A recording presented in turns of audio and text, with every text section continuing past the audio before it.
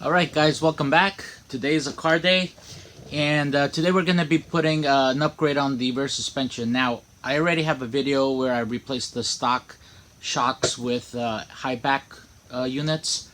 Very slight modification just to make them fit in the mounting points of the mini truck, the Acty. But for this video, we're going to be installing some helper springs. So, for those of you not familiar, helper springs are usually like an extra leaf on the leaf spring. Sometimes they are more of a tie between one side of the leaf spring to the other side. And basically all it does is when you put extra weight in the back of the bed, you have the regular travel of the leaf springs, the stock leaf springs, but then when the suspension collapses enough, the helper spring picks up the slack and carries that extra load. Now, I tried to look for something that was universal for the mini truck, for the Acty, but the only thing I found similar was something designed for what I believe was a Suzuki Sidekick or a Geo Tracker, but everywhere I looked, that model number was discontinued. And the reason why that one looked like it would work is because the leaf springs on the Acty are 2 inches wide. I tried to look at some stuff for the Ford Broncos, the original Ford Broncos, because they also had 2-inch wide leaf springs in the back. But it was, you know, these are old cars, or cars that have been out of rotation for a long time, so I just couldn't find anything that would work.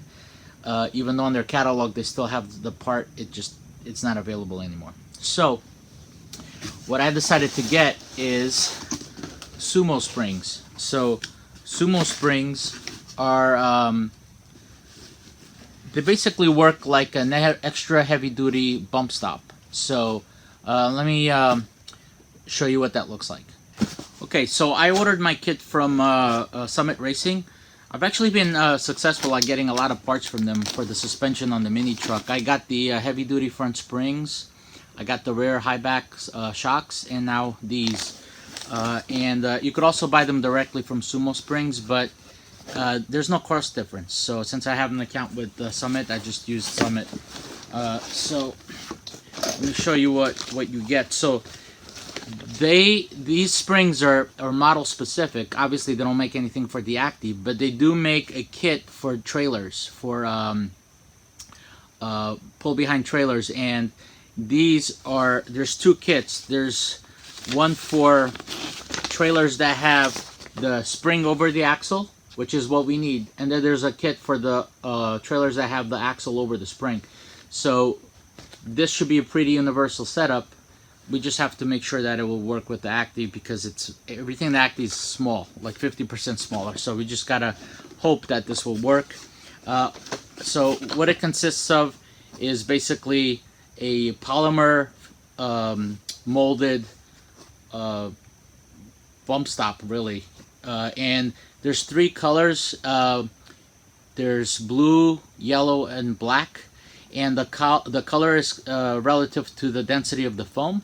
So the blue is the lighter one, and then you get more heavy duty when you go yellow, and then the black, I think, is the strongest.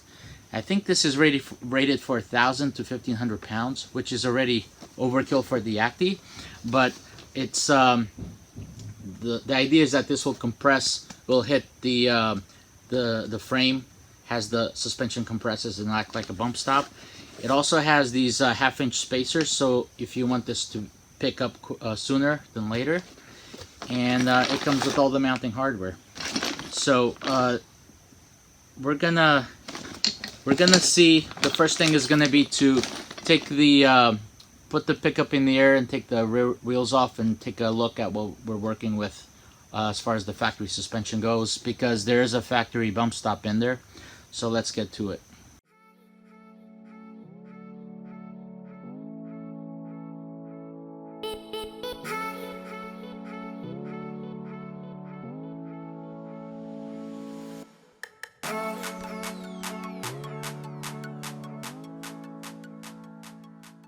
So we got the wheel off, and you can see here this is the factory shackle basically that holds the axle to the leaf spring, and it has this factory bump stop that looks like a bullet. So the way this kit's gonna mount is basically there's these two opposing brackets, and they're actually stamped with different part numbers. That ends in 5-1, this one ends in 5-2, and one kind of overlaps the other one like this, and these two hooks here will grab this plate here. But for us to mount this, we're gonna have to cut down this bump stop so that we could reach down to the plate. So what I'm gonna do is I'm just gonna measure the distance here, which looks like about an inch and a quarter. I would say inch and a quarter is good. So we're gonna measure an inch and a quarter up over here, and that's how much of the bump stop we need to cut down. So that's right about here. And now I'm just gonna get a Sawzall and try to cut through there.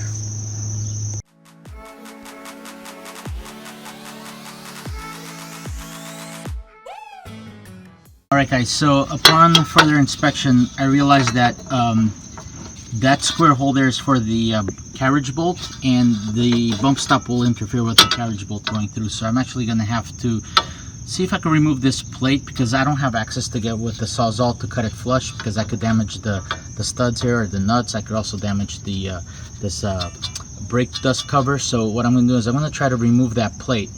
So I already sprayed it with some liquid wrench, and I'm going to wait a few minutes and see if I could get this plate off.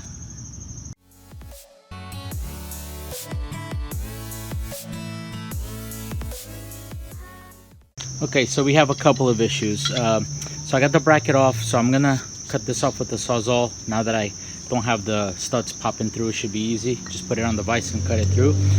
But I also noticed that even though these are adjustable, on their shortest setting, if I just flip this upside down so you can see, there's still a gap right here.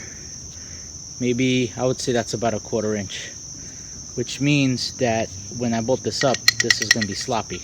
So what I'm going to have to do is take some material out of this bracket here so that this could go together closer, and in doing that it'll tighten up on the bracket. So let's start doing some cutting.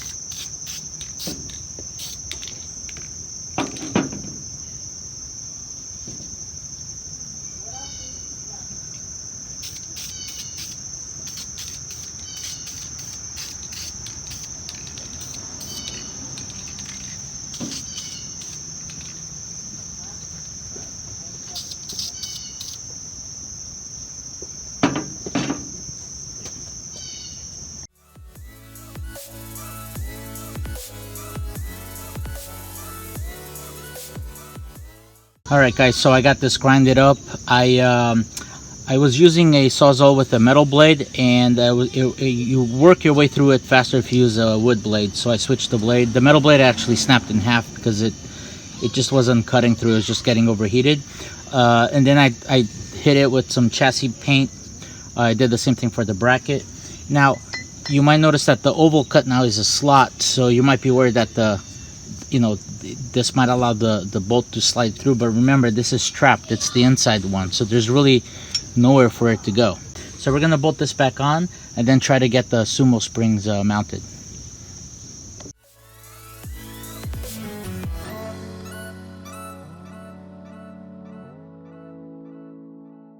Alright guys, just a small tip when doing this.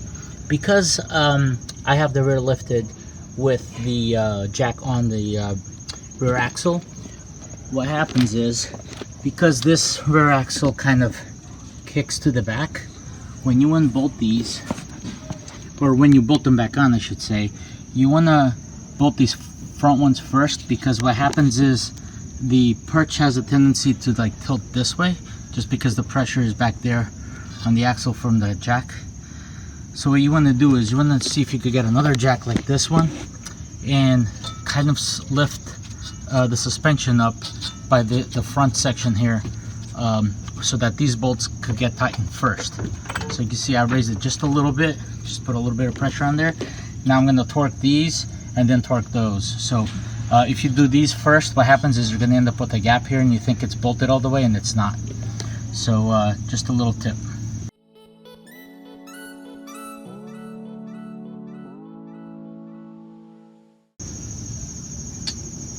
Alright, so the kit comes with 3 different size bolts to mount this to the brackets, and the reason for that is this is the smallest bolt is if you're just mounting this without any of the spacers, and then the next size up is if you're using one of the 1/2 inch spacers, and then the biggest of the bolts is if you're using 2 of the spacers. So I think for now I'm gonna try it without any spacers, because I don't want this to come into effect unless I am carrying a heavy load and the suspension collapses enough where this makes a difference. And remember, this is 4 inches tall, but it's also going to be sitting on top of this bracket, which probably adds another 1.5 inches at least. So I think that's going to be plenty. And it looks like the gap, remember, there's no load on the truck right now. It's up on the jacks, so right now it looks like about 2 inches. That'll probably collapse another 1.5 inches. So I'm gonna go ahead and mount it this way without any spacers for now.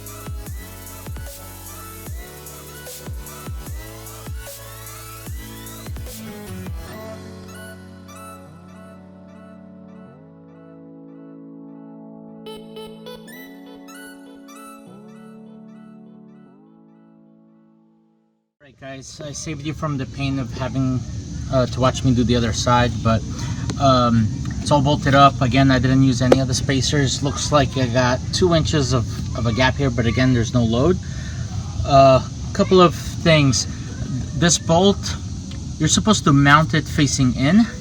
However, on the right side or left side of the vehicle, passenger side in this case, this part of the suspension is very close to the engine here and to the oil pan, so you don't want that bolt if you hit a bump or whatever to come and crash into your engine here. So I made the bolt stick out on this side. It doesn't interfere with it shouldn't interfere with any of the wheels or brake lines or anything like that, because it's not higher than this dust cover, so the wheel's designed to go over the dust cover, so you're going to be fine. On the opposite side, you have all the space in the world because there's nothing here in this area of the car. So but again, I did it to be consistent. I bolted it to the outside. You're gonna have to push the spring in towards all the way, because we're going on the tightest spot or allowable size on the brackets. Your movement, your adjustability left to right or in and out is limited, so you're just gonna have to go all the way in as far as possible. It's not a perfect match, but again, there's no load on the truck right now. I'm just gonna put so I got the jack up and you can see with load what the regular you have about a good I would say 3/4 of an inch before it picks up on the Sumo spring. That's why I didn't use any of the spacers. So just gonna get the wheels back on the truck and then take it for a ride.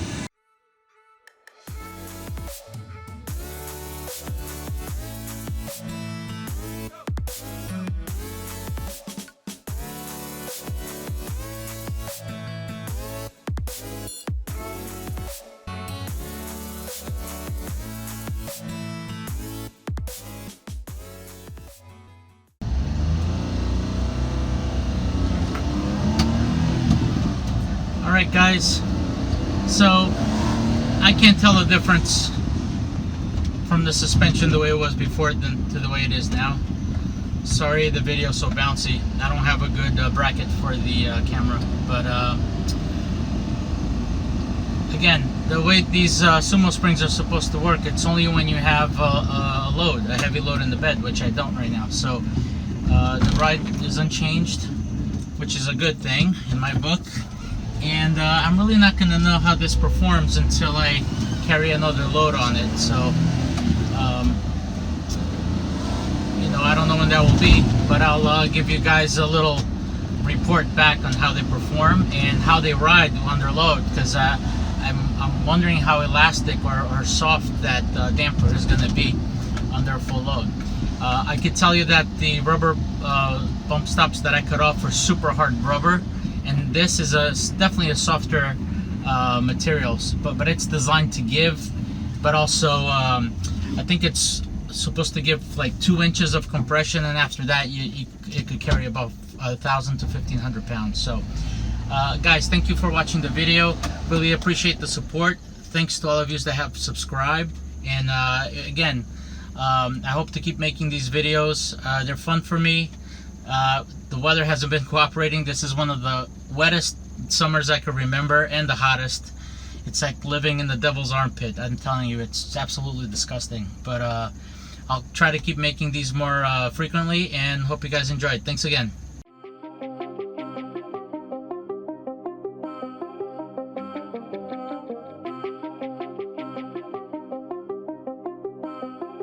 Ryan Little.